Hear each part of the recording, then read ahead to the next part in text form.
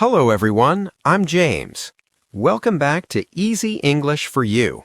And here with me today is my wonderful student, Alice. Hi, everyone. It's great to be here again. Alice, last time we learned about focus on and how to use it in 5 different situations. How did that practice go for you? Oh, James, it was helpful.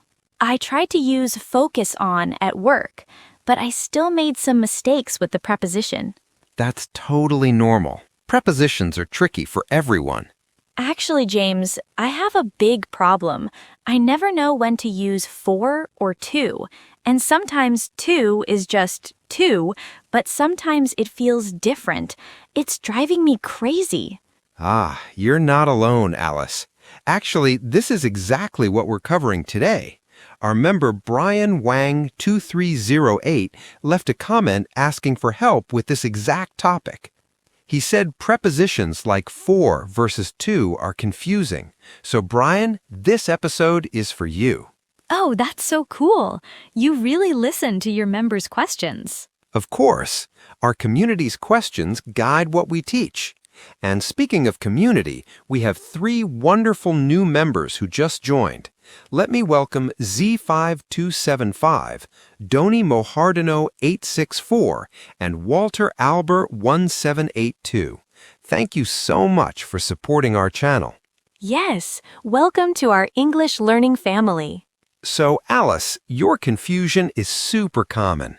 Today, we're going to solve this mystery together. And I promise by the end, you'll feel like a preposition detective. I hope so, because right now I feel lost. Here's the thing most textbooks won't tell you. English speakers don't think about grammar rules when they speak. They think about direction and purpose. Let me explain. When you use to, you're showing movement or direction. Think of an arrow pointing somewhere. For example, I'm going to the store. The arrow points to the store. Okay, that makes sense. What about for? Great question. For is all about purpose or benefit. It answers the question, why? For example, I bought this gift for my mother. Why did you buy it? For your mother. Oh, so to is where and for is why? Exactly. You got it. Let me give you a real-life example. Imagine you're at a coffee shop. You say, I'm going to the counter. That's direction. But you also say, I'm buying coffee for my friend. That's purpose. Wait, what if I say, I'm buying coffee to my friend? Perfect question. That's wrong because buy needs for to show who benefits. But listen to this. I'm giving coffee to my friend. Here, to is correct because give shows transfer, like handing something over. This is getting confusing. Can you explain it more simply? Of course. Think of it this way. If you can physically hand something to someone, use to. Give to, send to, bring to, take to. These are all about transfer. Okay, I see. But if you're doing something that helps someone or has a reason, use for. Buy for, cook for, work for, do for. These show purpose or benefit. That's much clearer now. Now, let's talk about the trickiest part.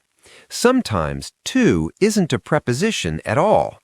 It's part of an infinitive verb. Infinitive? What's that?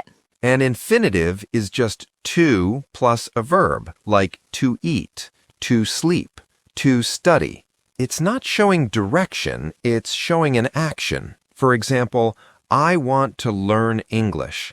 Here, to learn is 1 unit, an infinitive. So how do I know the difference? Easy. Ask yourself, is there a noun after to? If yes, it's probably a preposition showing direction. I'm going to school. School is a noun. But if there's a verb after to, it's an infinitive. I want to study. Study is a verb. Oh my gosh, that's so helpful. Let's practice. Alice, try making a sentence using for. Okay, I made breakfast to my sister this morning. Good try, but that's not quite right.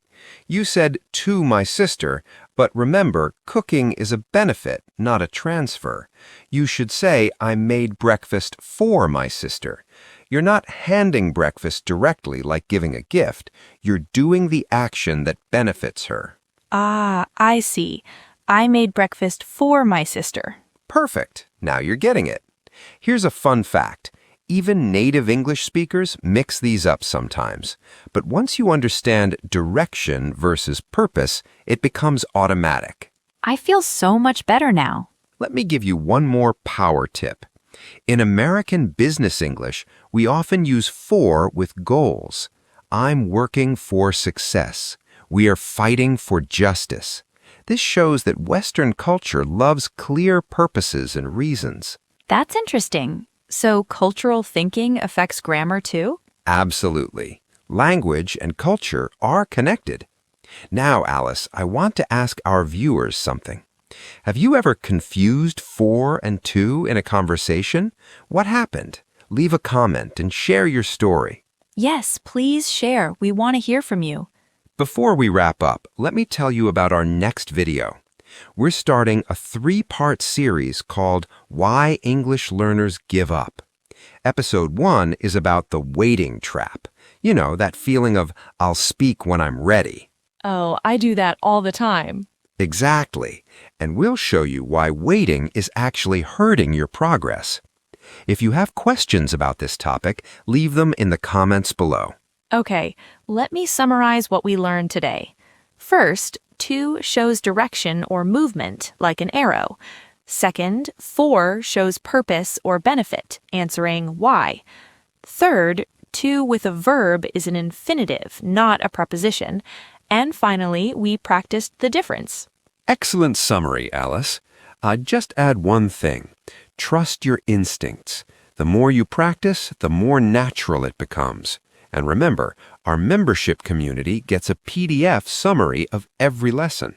Yes, the PDFs are amazing. They really help me review everything later. If you enjoyed this lesson, please hit that like button and subscribe. Your support helps us create more content for English learners worldwide. And don't forget to join our membership. Thank you all for watching today. Remember, learning takes time, but every small step counts. Keep practicing these prepositions in your daily life. See you in the next video. Bye, everyone. Thanks for watching, and as always, keep going and keep growing.